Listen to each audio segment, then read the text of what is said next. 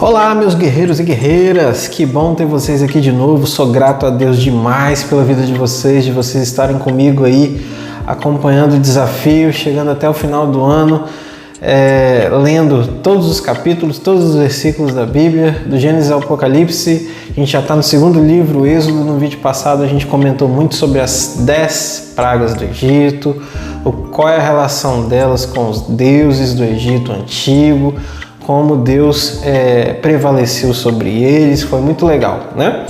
E hoje nós vamos continuar mais 7 capítulos do Êxodo 14 até 20, tá bom? Então aperta o cinto, fica comigo aí, se inscreve no canal, curte o vídeo, compartilha com quem você ama e bora lá! Bom, para recapitular, a gente tem basicamente um povo que sai em grande número da terra do Egito e começa a trilhar um caminho por onde Deus vai determinar. E a gente viu que praticamente todas as divindades do Egito Antigo foram humilhadas, rebaixadas à sua devida posição de deuses falsos que nada são. Mas ainda falta um Deus do Egito, né? Ainda falta uma divindade assim considerada a ser humilhada, a ser destronada, a receber juízo de Deus. E a gente está falando, obviamente, do próprio Faraó. O Faraó era considerado a própria encarnação do Deus Sol. O Faraó no Egito Antigo era visto como um ser divino. Era como se fosse até mesmo aquilo que evoluiria lá na frente para o entendimento de uma figura messiânica. O Faraó ele era tido como não tendo um nascimento comum, era um ser sobrenatural, com poderes, né? O Faraó ele era sempre olhado de forma com devoção por parte das pessoas, no sentido de ser adorado mesmo, tá bom? E esse Faraó que é reconhecido como uma divindade e também se autoconsidera divindade, se autoproclama um Deus, precisava também ser vencido. E se você lembra muito bem, o povo de Israel então vai marchar, começar a peregrinação novamente em direção agora à terra prometida, ou seja, de volta a Canaã, onde os antepassados estiveram 430 anos atrás. E essa peregrinação vai durar muito tempo, mas antes eles precisam passar por um obstáculo, cruzar o mar. E é aí que o último juízo de Deus sobre a última pseudo-divindade do Egito será executado. E obviamente a gente está falando de Faraó. Então vamos lá, Êxodo capítulo 14. O primeiro destaque que eu fiz aqui, quando eu li, foi no verso 3. É interessante a gente notar ele, porque ele diz assim: o Faraó pensará que os israelitas estão vagando confusos, cercados pelo deserto. Deus arma aqui uma espécie de cena que daria a entender ao Faraó e seu exército que Israel estaria perdido e seria facilmente alcançado e derrotado e trazido novamente para o Egito como escravo. Tá?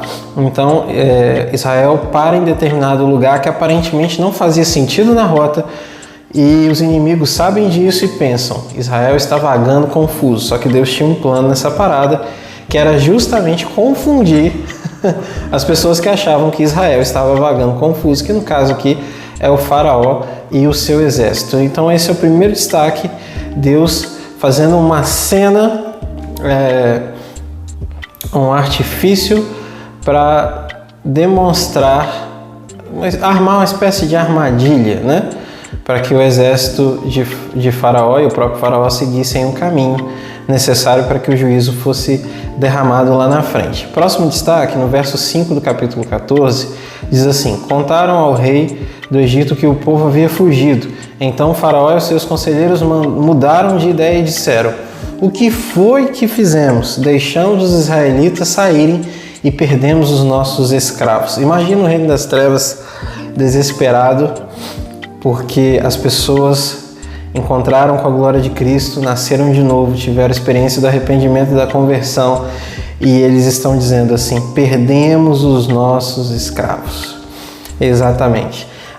Paulo vai dizer, certo momento em suas cartas, ele vai dizer assim: me coloco como escravo do Senhor Jesus. A liberdade, como eu já venho falado, a respeito de prestar culto a Deus e tudo mais, ela tem total conexão com o fato de sermos chamados para um Senhor. Senhor é alguém que governa sobre nós. Então, tirando toda a questão preconceituosa e tudo da ideia da escravidão moderna, né, dos navios negreiros para cá, antigamente a palavra escravo tinha mais a ver com um patronado, um senhorio sobre a vida de alguém que era honrado em estar nessa posição de servo, tá? Então, sob esse sentido, Paulo vai dizer que ele é escravo do Senhor Jesus. Um escravo faz a vontade do seu Senhor. E isso também é liberdade. Ser escravo de Deus é liberdade. Porque ser escravo de Deus significa que eu me libertei de mim mesmo para pertencer a algo que governa a minha vida, que faz muito sentido do que eu mesmo sendo meu próprio Deus, tá certo? Então, tá aí o pensamento das trevas. Perdemos os nossos escravos. Próximo destaque, verso 11 ao 14. Olha que legal. Disseram a Moisés: foi por falta de túmulos no Egito que você nos trouxe para morrermos no deserto? O que você fez conosco, tirando-nos de lá? Já não lhe tínhamos dito no Egito: deixe-nos em paz, seremos escravos dos egípcios. Antes ser escravo dos egípcios do que morrer no deserto. Moisés respondeu ao povo: não tenham medo, fiquem firmes e vejam o livramento que o Senhor lhes trará hoje, porque vocês nunca mais verão os egípcios que hoje vêm. O Senhor lutará por vocês, tão somente acalmem-se. Ou, em outras palavras, descansa no Senhor e Ele concederá os desejos do teu coração. Livrem-se das suas ansiedades. É interessante que a gente lê um versículo anterior em que o reino oposto falou: perdemos nossos escravos. E aqui nós estamos vendo um povo que estava no processo de libertação dizendo: antes sermos escravos dos egípcios do que morrermos no deserto. Diante da primeira provação na peregrinação, antes de cruzar o Mar Vermelho, eles já começaram a murmurar. E esse é um ponto crucial para a gente entender o quão danoso foi se livrar desses 430 anos de cultura egípcia enraizada nas gerações de Israel. O Egito, e o reino das trevas, ele traz para a gente uma vida que confunde liberdade com escravidão e traz naturalmente para tudo que a gente pensa a cosmovisão de um pensamento de gente escrava, tá? De gente escrava e que não consegue muitas vezes enxergar que é escravo, tá? Uma das maiores escravidões, por exemplo, é você fazer o que você quer, porque você acha que está mandando em si, mas na verdade você está só sendo um escravo de todos os seus desejos que exigem que eles sejam satisfeitos, tá bom? Então, Israel sofre com um desmame da mente escrava. São séculos de construção de mente escrava em gerações de um povo que estava num processo de libertação. Obviamente isso não seria fácil. E aqui a gente percebe que apesar de Israel ter saído do Egito, o Egito não saiu de Israel.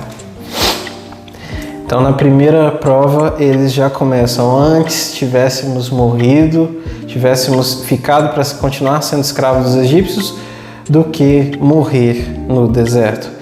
E olha que eles viram muita coisa da parte da mão poderosa de Deus, mas mesmo assim estava complicado. A mente escrava, ela cega o entendimento.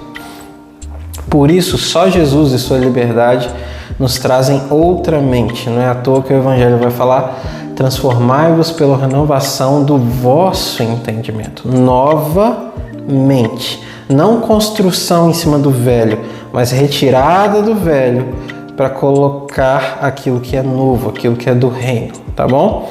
Próximo destaque, verso 25.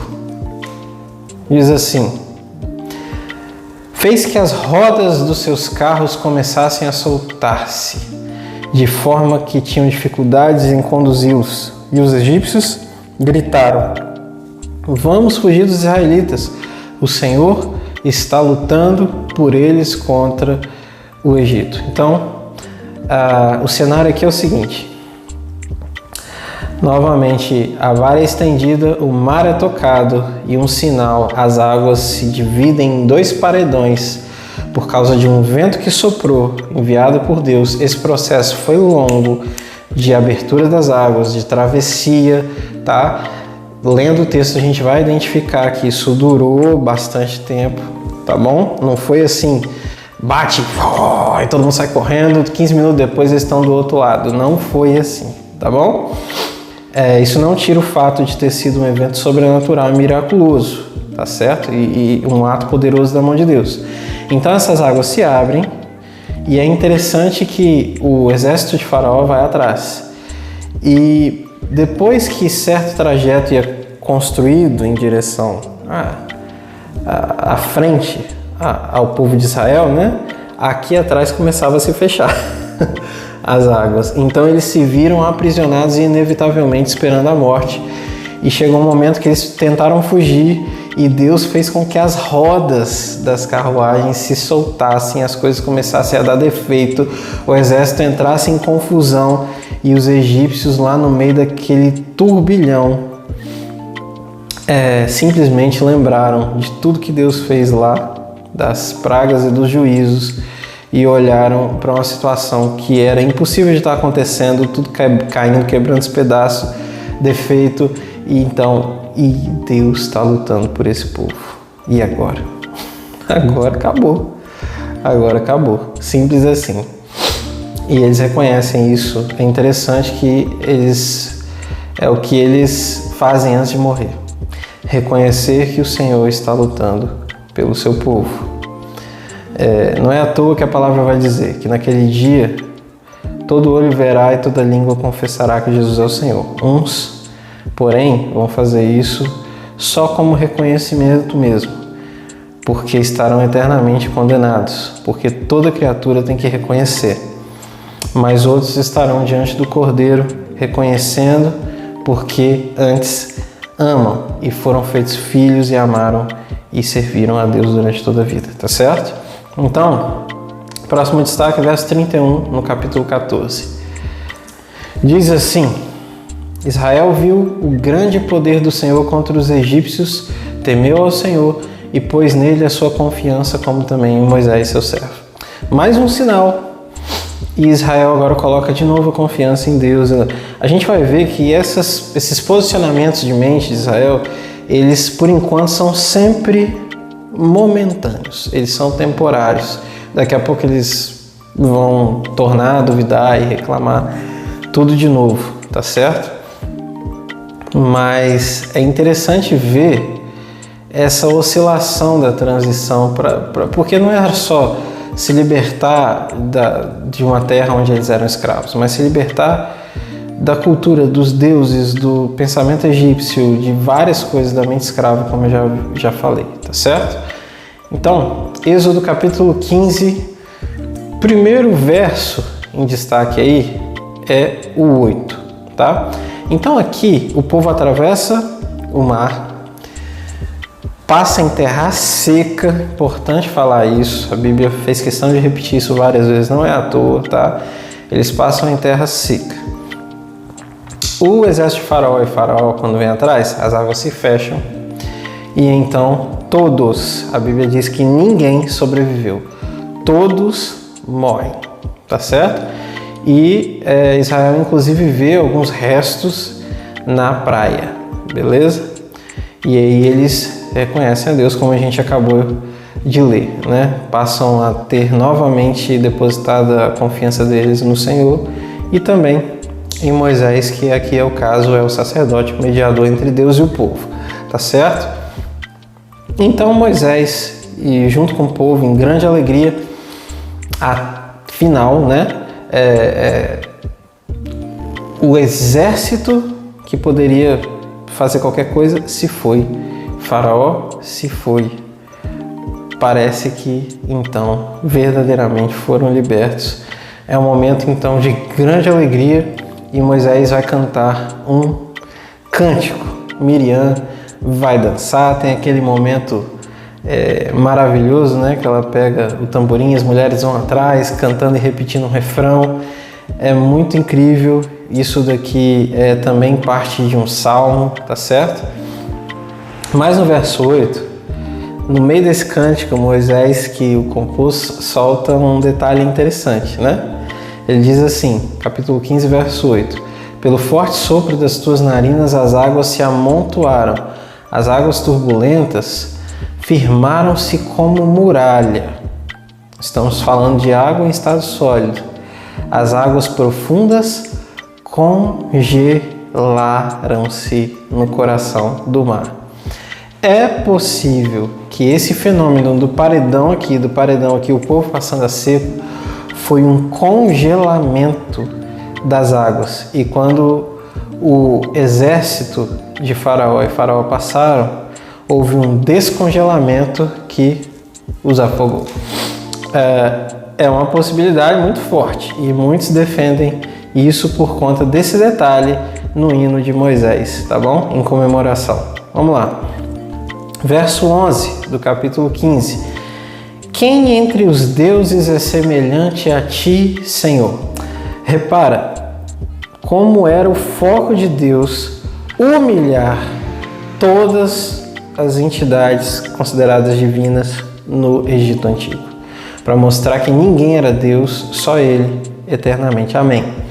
Quem é semelhante a ti, majestoso em santidade, terrível em feitos gloriosos, autor de maravilhas. Glória a Deus, né? E aí nós vamos para o verso 15 do capítulo 15. Os chefes de Edom ficaram aterrorizados. Os poderosos de Moabe são tomados de tremor. O povo de Canaã esmorece. Eles nem haviam visto o povo de Canaã ainda. Mas nesse cântico, tudo isso aqui é o cântico, tá? E graças a Deus, né? Uma música com muita letra, tá faltando isso hoje.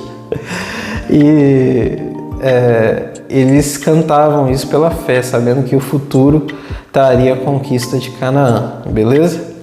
Verso 16: Terror e medo caem sobre eles. Pelo poder do teu braço ficam paralisados como pedra, até que passe o teu povo, ó Senhor, até que passe o povo que tu compraste. É interessante isso, né?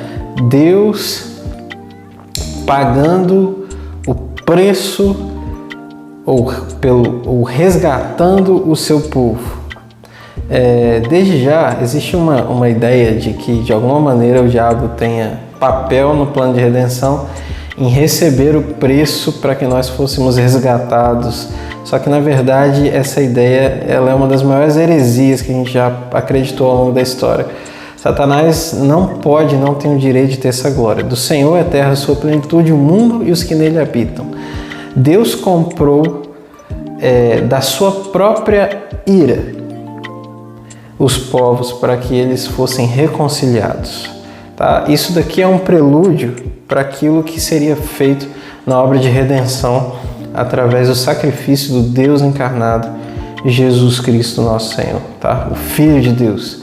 Então Deus compra de si mesmo, de sua própria ira que condenaria o mundo, tá certo? Isso é um prelúdio muito interessante. Essa palavra compraste até parece que ela está deslocada no contexto, mas esse pensamento de compra ele vai sendo construído. De agora para frente nós vamos percebendo essa questão aí, tá? É a cédula de dívida que era contra nós. Devíamos a quem? A Deus, a ira dele, a justiça, porque todos merecíamos a morte. O plano de salvação é Deus com ele mesmo, tá certo? Mas ninguém merece essa glória. Vamos lá. Verso 22, nós vamos ter agora um ponto de virada para padrões que se repetirão nessa peregrinação e na mente de Israel durante o tempo no deserto, tá? Diz assim: depois Moisés conduziu Israel desde o Mar Vermelho até o deserto de Sur. Durante 3 dias caminharam no deserto sem encontrar água. Estamos vendo agora uma crise de sede. E esse tempo de 3 dias já é o limite que o corpo humano também já começa a sucumbir. Era natural que o povo tivesse uma atitude aqui de murmuração, de reclamação, porque parecia que não ia aparecer mais água, tá certo? Bom, o que acontece aqui é que o povo vai até Moisés: o que nós vamos beber? E agora, né? Deus aponta um arbusto, esse arbusto é lançado na água. Essa água antes era amarga, conhecida como mará, né? E ela se tornou bebível para o povo, tá? E o povo novamente viu Deus entrando em socorro.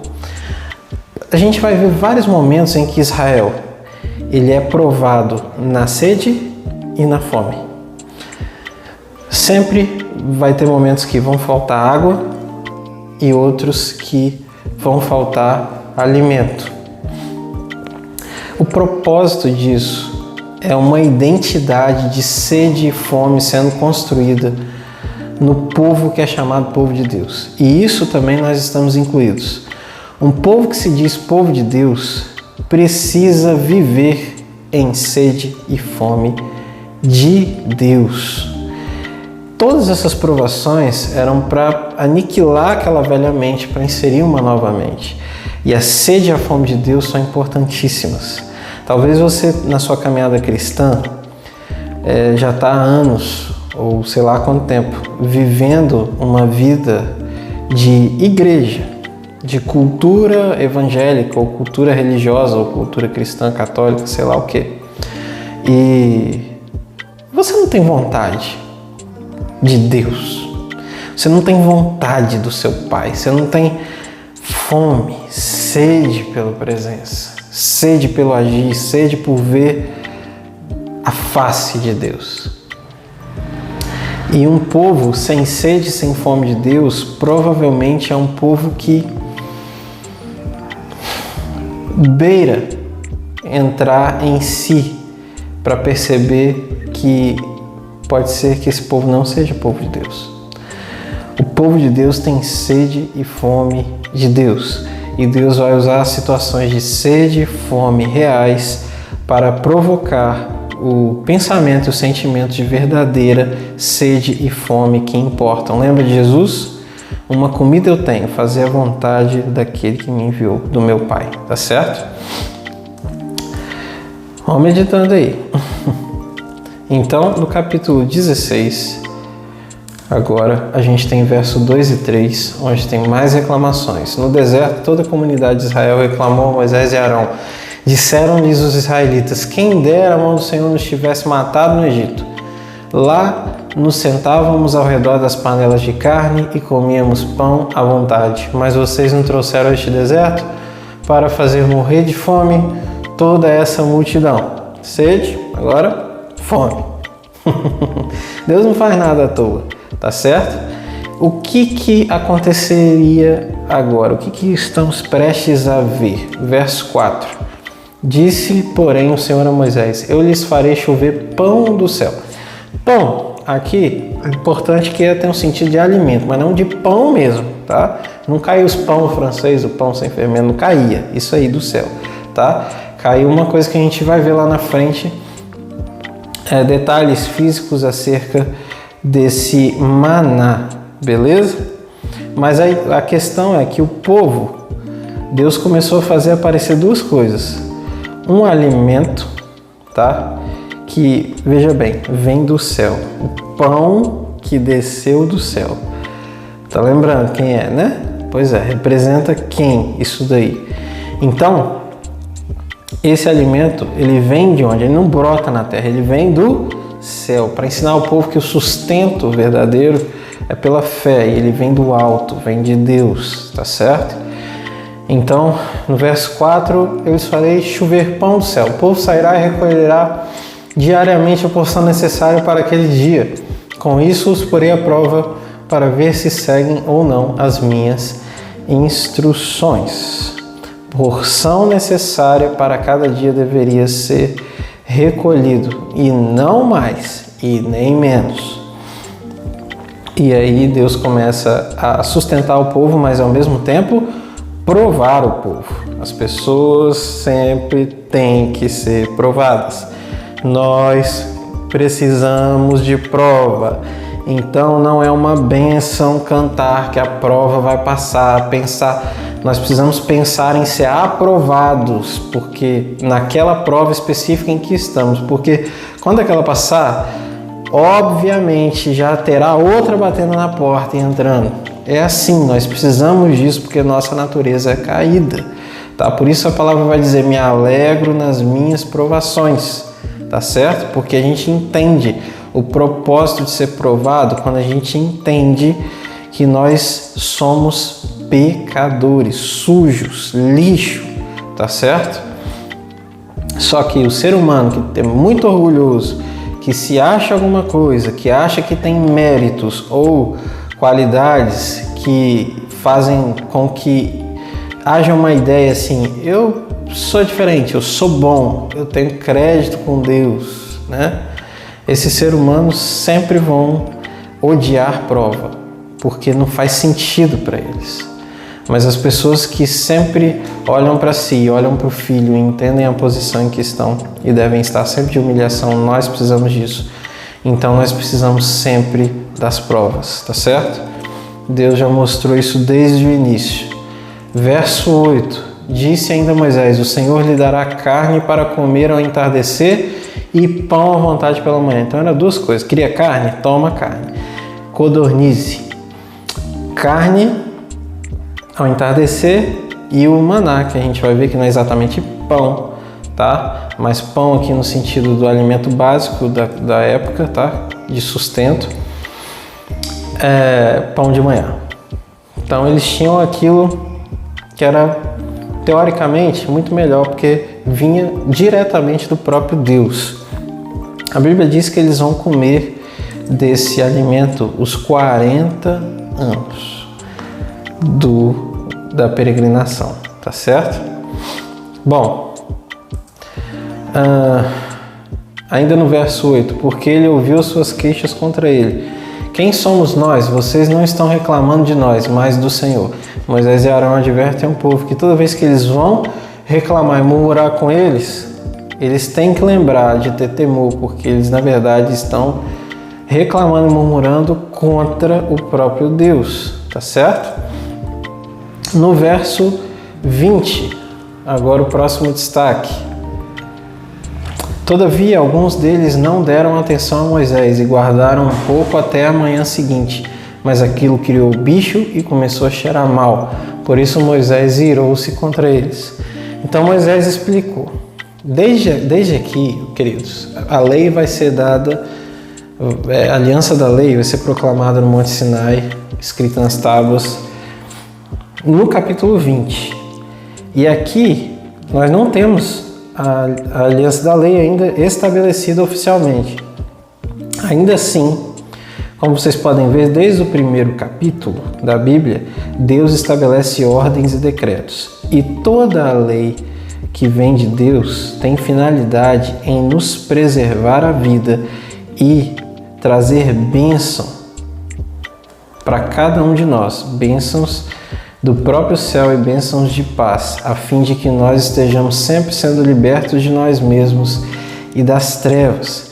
Por isso a lei revela como nós somos pecadores, tá certo? Para que a gente possa reconhecer o quanto de treva existe em nós, tá certo? Então, aqui no maná nós já temos uma ordem.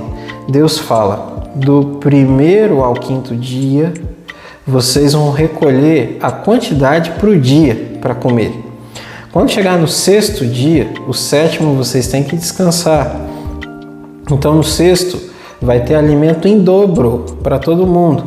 E é interessante que do primeiro ao quinto dia, se alguém colhesse em dobro, no outro dia estava estragado e dado bicho. Mas no sexto dia, aquilo que era colhido em dobro, no outro dia estava bom e fresco. Mas ainda assim, os israelitas tinham dificuldade de obedecer isso aí. Então eles escolhiam mais do que deveriam e aí estragava, ou então era imprudente quando deveria colher o dobro. Isso tudo porque quero fazer do meu jeito. Querer fazer coisas do nosso jeito é falta de fé. Nós precisamos entender isso. E desde sempre somos justificados pela fé, independente se estamos na nova aliança, na aliança da lei, na aliança de qualquer um, tá certo? Então a gente vê aqui no verso 20 que o povo estava desobedecendo a questão da colheita e do armazenamento desse maná. Tá? E Moisés começa a ficar irado com o povo também. Afinal de contas, né? Haja paciência. No verso 24, eles o guardavam até a manhã seguinte, como Moisés tinha ordenado, e não cheirou mal, nem criou bicho. Está falando sobre o sexto dia, quando caía a porção dobrada, que era uma colheita que deveria ser colhido dobrado, porque no sétimo dia eles não iam colher, tá? Iam só descansar, ok? Beleza. Verso 27 ao 28. Apesar disso, alguns deles saíram no sétimo dia para recolher só, mas não encontraram nada. Verso 28. Então o Senhor disse a Moisés: até quando vocês se recusarão a obedecer os meus mandamentos e as minhas instruções? A grande dificuldade do homem é, de uma vez por todas, reconhecer e entender que toda ordem, que Deus não sugere, tá, nada, e Deus não pede nada, Deus sempre manda, porque Ele é digno de mandar, sempre. Então a nossa maior dificuldade como ser humano é estar constantemente reconhecendo e vendo que tudo que Deus ordena e manda é para o nosso bem. Isso se mostra desde quando nós somos pequenos, né? Quando a nossa mãe ou o nosso pai tem uma ordem para a gente, essa ordem é para o nosso bem, e a gente desobedece e a gente descobre que não causou dano para ele que deu a ordem, mas causou para nós que somos filhos. E nós sofremos consequências de bagunça, de arte, de coisas que fazemos, nos machucamos, tá? E isso desde o início, isso é a famosa rebeldia, tá certo? Bom, verso 31, vamos ver sobre o maná. O povo de Israel chamou maná, aquele pão. Era branco como semente de coentro e tinha gosto de bolo de mel, e fininho e derretia, tá bom? Verso 34. Em obediência ao que o Senhor tinha ordenado a Moisés, Arão colocou o maná junto às tábuas da aliança para ali ser guardado. Os israelitas comeram maná durante 40 anos até chegarem a uma terra habitável. Comeram maná também até chegarem às fronteiras de Canaã. Aqui novamente a questão da cronologia, tá bom? Olha, a tábua da lei não estava escrita ainda, a gente não chegou no capítulo 20, mas já é descrito aqui que o maná era guardado junto com as tábuas da lei. Guardado onde? Dentro da Arca da Aliança, tá certo? E já é falado que durante os 40 anos eles comiam todos os dias desse maná, tá? Então, história contada pelos fatos mais do que pela cronologia. Capítulo 17, verso 2 a 4. Por essa razão queixaram-se a Moisés e exigiram: dê-nos água para beber. Então, primeiro, água, agora, lá atrás, fome, agora sede de novo, tá? Ele respondeu: por que se queixam a mim? Por que colocam o Senhor à prova? Mas o povo estava sedento e reclamou a Moisés: por que você nos tirou do Egito para nos matar de sede? Aos nossos filhos e aos nossos rebanhos? Eita! Então Moisés clamou ao Senhor: que farei com este povo? Estão a ponto de apedrejar-me. É doído, né? Respondeu o Senhor: passe à frente do povo, leve com você alguma das autoridades de Israel e tenha na mão a vara, autoridade e poder, com a qual você feriu o Nilo, e vá adiante. Eu estarei à sua espera no alto da rocha que está em Horebe, né? Bata na rocha e dela sairá água para o povo beber. Assim fez Moisés à vista das autoridades de Israel. Dessa vez, da rocha, lembra da rocha, Jesus, né? Da rocha sai água. E aqui é interessante a gente ver que da primeira vez que sai água da rocha, Moisés bate. Essa prática tornou-se uma coisa que ficou gravada aparentemente em Moisés, talvez pela repetição, pelo impacto de ter feito a primeira vez. E quando Moisés é desprivilegiado com também entrar na Terra Prometida, ele vai fazer aquilo que ele tinha o costume de fazer, bater na rocha. Ou seja, acabou sendo o jeito de Moisés, né? Mas naquela ocasião específica, Deus vai falar, é para você falar a rocha e não bater a rocha. Na rocha, Moisés bate nela por causa da ira. Enfim, nós vamos chegar nisso daí e explicar melhor para entender a razão pela qual Moisés ficou fora da Terra Prometida. Mas tem muita coisa por aí, tá? Então, Moisés bate na rocha. Verso 9. Aqui é apresentado para a gente já como uma espécie de preparação de um personagem que seria muito importante posteriormente. Eu estou falando de quem? Josué. O nome Josué em hebraico, ele é extremamente parecido com o nome de Jesus. É Yoshua e Yeshua, viu? Então todos eles significam libertador, tá certo? Vamos lá.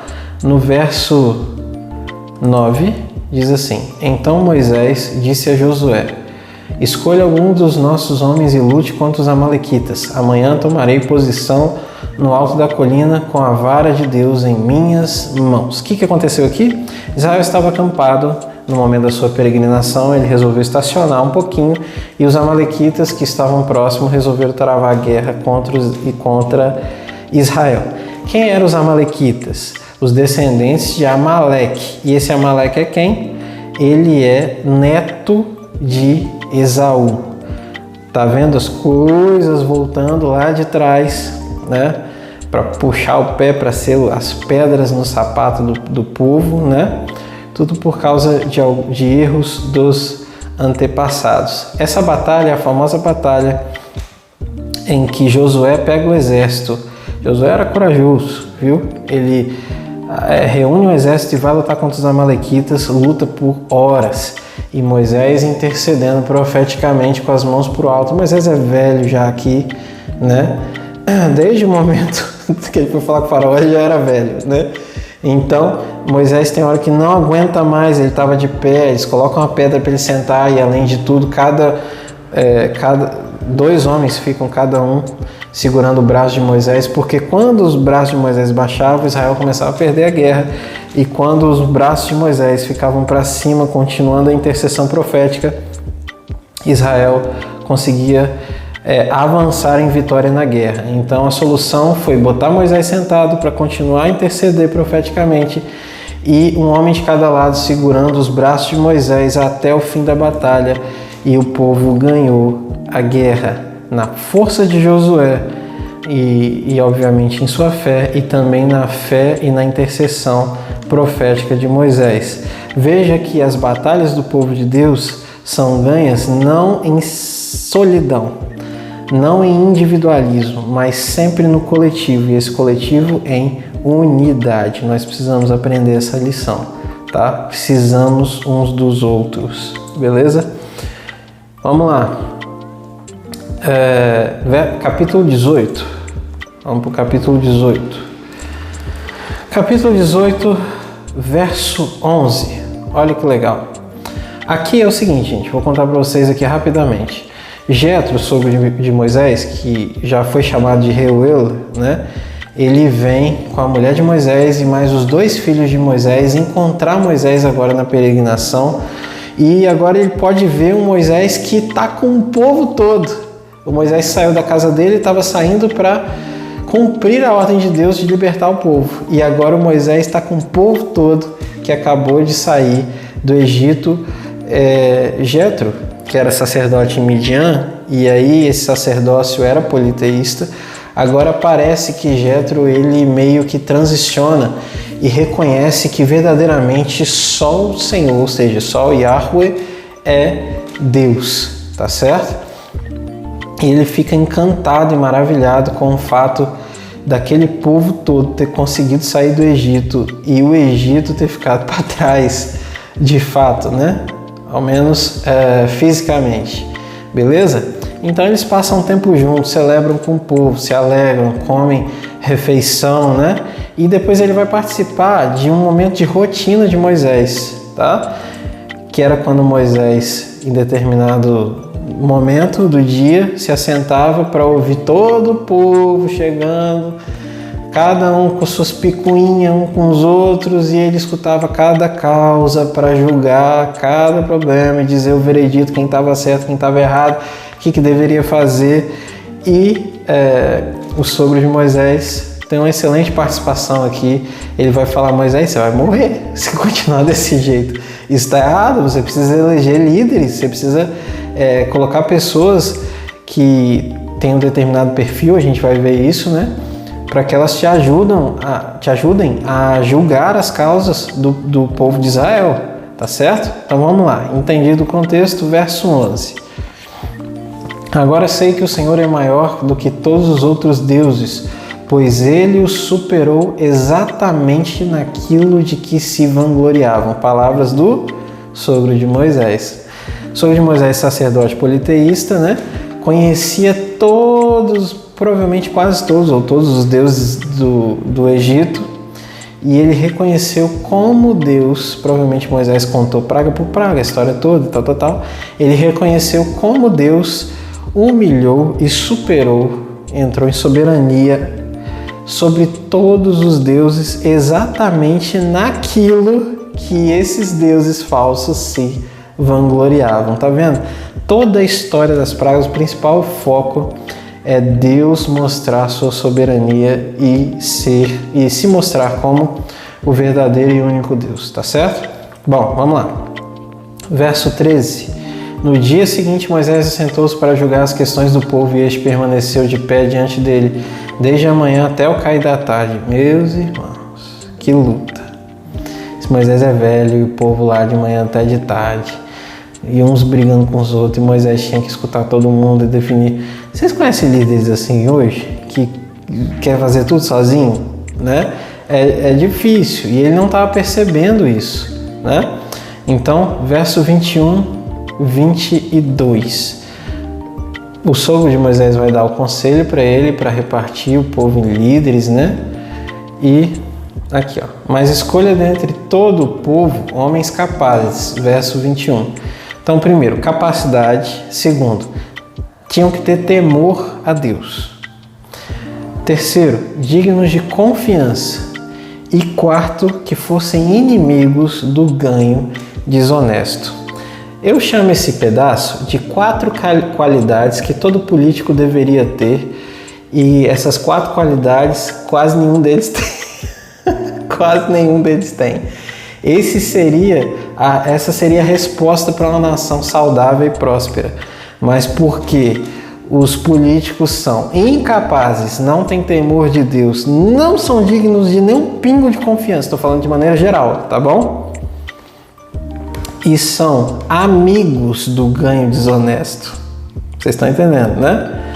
Por conta disso, a nação vai morrendo e definhando. Será que você conhece isso aí? Fica aí. Eles estarão sempre à disposição do povo para julgar as questões, né? Verso 22. Trarão a você apenas as questões difíceis. As mais simples decidirão sozinhos. Isso tornará mais leve o seu fardo, porque eles o dividirão com você. Dividir fardos, dar suporte. É isso que Jesus fala, suportai-vos uns aos outros, tá? E aqui é interessante que a gente vê uma coisa que a gente vai falar muito mais para frente a respeito do não julgueis. Será que a Bíblia ensina que a gente não pode julgar? Porque a Bíblia que eu leio fala o contrário, tá? Só que para isso acontecer de forma correta, existem várias coisas que a gente vai conversar muito à frente. Mas para que isso fique assim, bem claro, essa questão do não julgueis, não é bem assim. Aqui a gente está lendo o Antigo Testamento, mas em 1 Coríntios capítulo 6, verso 5, o próprio Paulo vai dizer à igreja de Corinto assim: digo isso para envergonhá-los. Acaso não há entre vocês alguém suficientemente sábio para julgar uma causa entre irmãos? Julgar faz parte das nossas vidas e é inevitável que aconteça diariamente na vida de todo ser humano. Nós precisamos desmistificar isso e entender também como Deus quer e gosta que isso aconteça da forma que glorifique o seu nome, tá?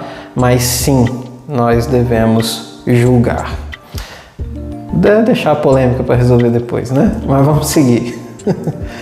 Próximo destaque, aqui não é um destaque, mas aqui nesse texto, onde então os líderes são estabelecidos, chefes de 100, 50, 10, de 1000, a gente vai entender agora que esse aqui é o processo inicial para a formação dos famosos juízes no povo de Israel, tá certo?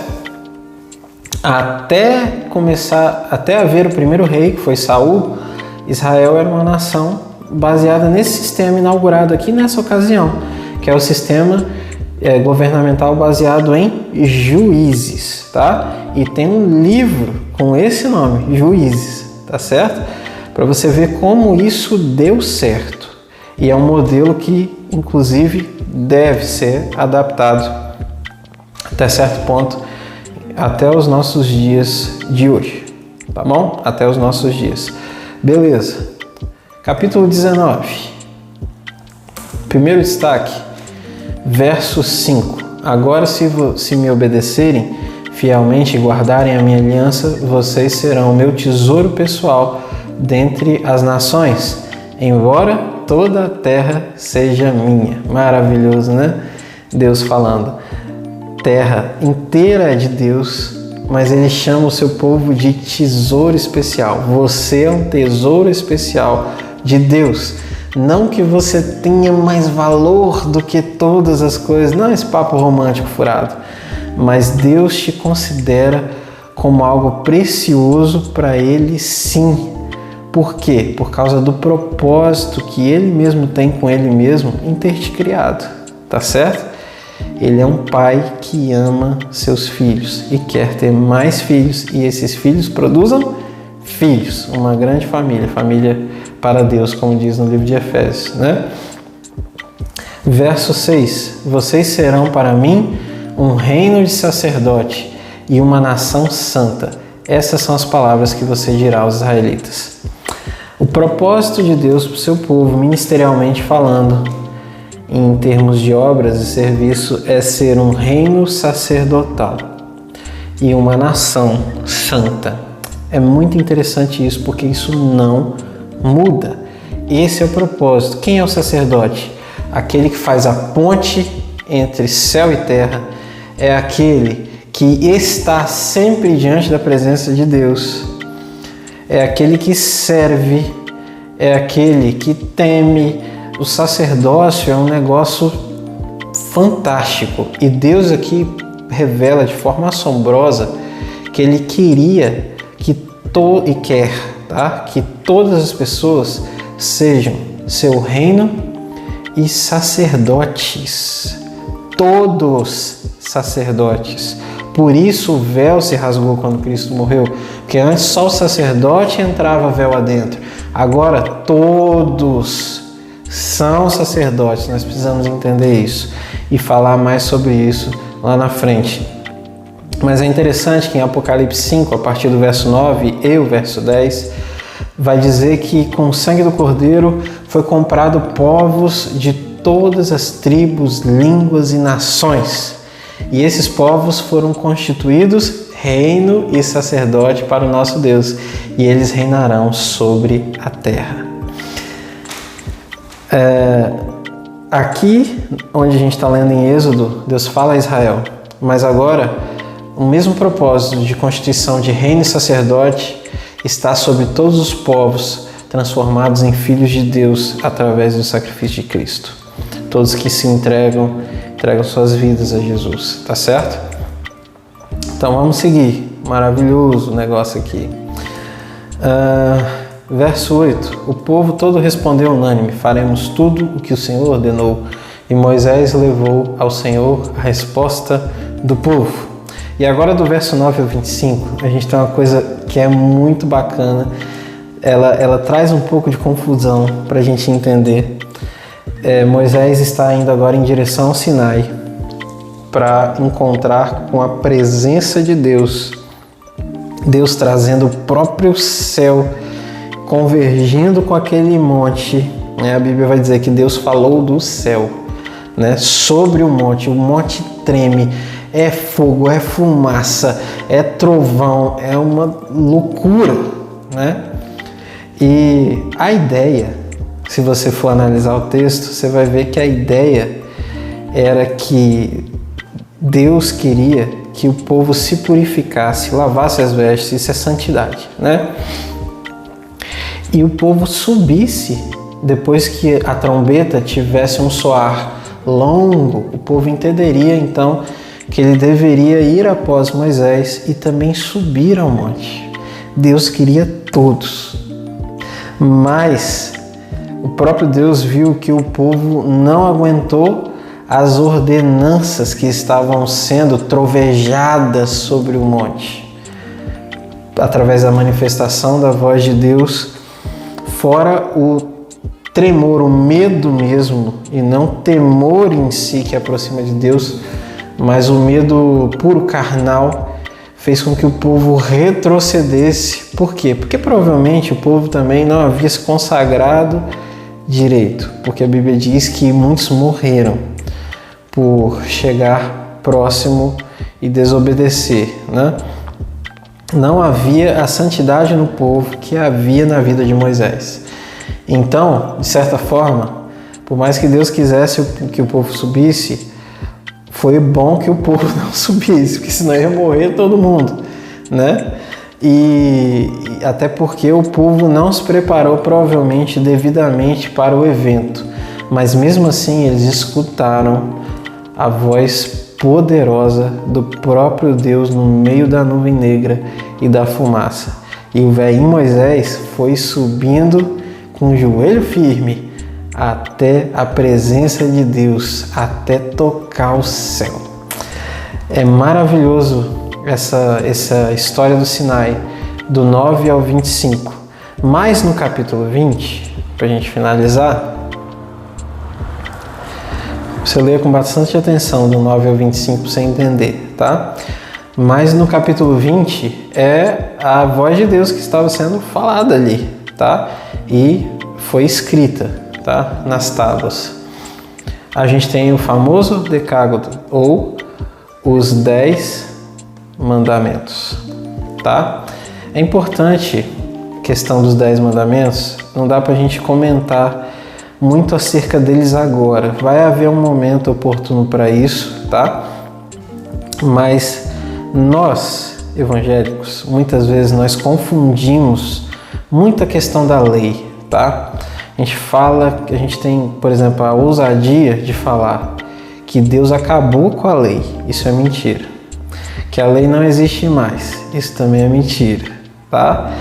E principalmente o pessoal que não tem o costume da guarda do sábado, o sábado mesmo, como a gente conhece aqui, semanal, e eu me incluo nisso, a gente olha os 9 mandamentos e a gente prega eles, mas eu não sei se isso é por causa do sábado, mas quando chega no 4º mandamento, sobre Shabat, a gente acaba que tem que condenar a lei inteira porque entendemos, ou por falta de instrução, pensamos não cumprir esse mandamento, então os 10 passaram. Eu queria dizer de coração que você abra sua mente, primeiro, para entender essa questão do 4º mandamento hoje. A gente vai falar sobre isso depois, acredito que num vídeo curto, específico sobre a questão do sábado, tá? E a questão de gente tirar da nossa mente que, de alguma maneira, a gente construiu um pensamento que graça e lei são inimigas. Isso é uma loucura, tá? Que a lei é má, que a lei morreu, que a lei passou. Quando a gente fala da lei moral, ou seja, os 10 mandamentos, esses mandamentos revelam o caráter de Deus, a persona dele. A gente tem sim que olhar para esses mandamentos como uma bênção de Deus para a nossa vida, porque eles trazem isso para nós. Agora, nós precisamos entender eles hoje e não simplesmente falar assim, porque se eu amar a Deus sobre todas as coisas ao próximo como a mim mesmo, eu cumpro os 10 mandamentos. Será mesmo que é isso que a Bíblia diz? Será que a Bíblia diz que a lei se resume em amar a Deus sobre todas as coisas ao próximo como a ti mesmo? Além do mais, será que você ama a Deus sobre todas as coisas e ao próximo como você mesmo? De qual maneira lei e graça conversam? Como elas são amigas? Como que uma é forjada dentro da outra?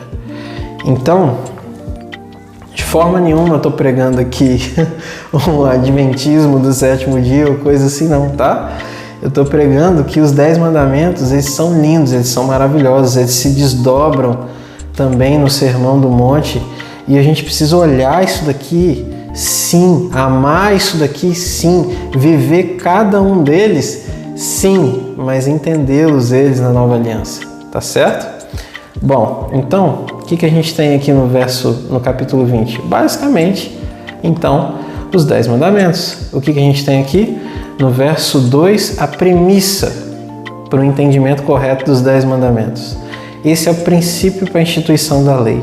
Deus se revela, eu sou o Senhor, o teu Deus, que te tirou do Egito, da terra da escravidão. Aí então vem os mandamentos. A primeira coisa é, porque vocês não são mais escravos. Porque vocês não são escravos. Vocês não são escravos. Eu os libertei. Vocês são livres. Meus filhos são livres. Vocês não são mais escravos. E aí vem a lei.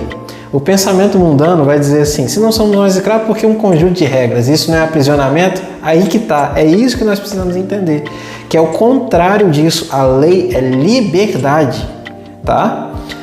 Então, a premissa para entender a lei era que a lei servia para construir um pensamento de gente livre, num povo que estava há 400 anos pensando como escravos, tá certo? Por isso Deus vai dizer a lei, mas antes ele diz quem ele é. Eu sou o Deus que te tirou da terra do Egito, da terra da escravidão. Entendido? Então vem o primeiro mandamento, não terás outros deuses diante de mim. Basicamente, o que nós temos aqui? Um desdobramento. Por causa disso, vocês não façam imagem de escultura. Vocês não adorem nada que seja criado. Porque só quem merece ser adorado e é digno de ser adorado é aquele que nunca foi criado, que desde sempre é. Não tem início nem fim. Ele é o próprio Deus. Então não façam imagens de escultura, não preste culto a elas, não reverenciem, não se ajoelhem diante delas. Não façam nada nesse sentido porque são ídolos. Nada eles são, não merecem. Não estão vendo o que vocês estão fazendo, digamos que seja uma imagem de uma pessoa ou de um animal, ele não faz ideia, tá? Aquilo não tem poder nenhum. Então nós temos isso, tá? No verso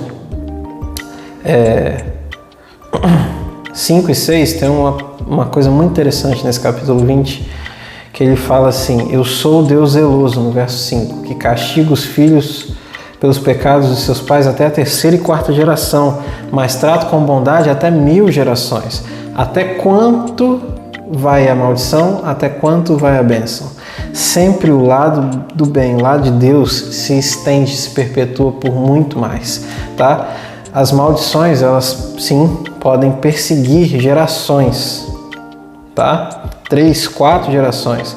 Mas lembre-se que maldição sem causa não encontra pouso.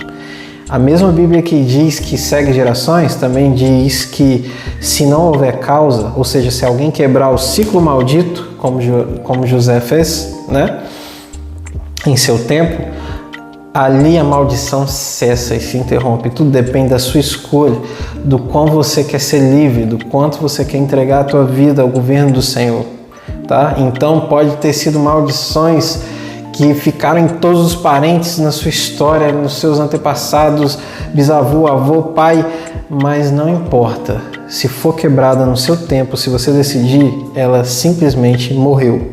Mas e quantas bênçãos? 1000 gerações. Essa é a boa nova, essa é a novidade. Aquilo que Deus faz se prolonga por infinitas gerações. Quer um exemplo? Adão. Hoje a gente está em 2022. Quantas gerações passaram e nós estamos aqui falando, suspirando, vibrando pelas bênçãos e as alianças de Deus. Pois é, isso se perpetua. Bênçãos muito mais do que maldição. Unções muito mais do que maldições. Tá certo? Não tomarás o nome de Deus em vão. 7º mandamento. Verso 7.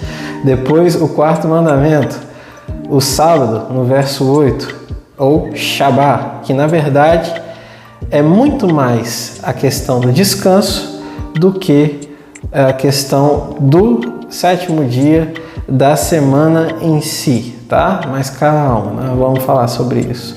Verso 12, o próximo mandamento, honra teu pai e tua mãe, para que os teus dias se prolonguem sobre a terra. O primeiro mandamento com promessa, comprovada, viu? Desde o início dos séculos. Isso aqui é comprovado mesmo. A gente vai ver Paulo falando que é o primeiro mandamento com promessa, né?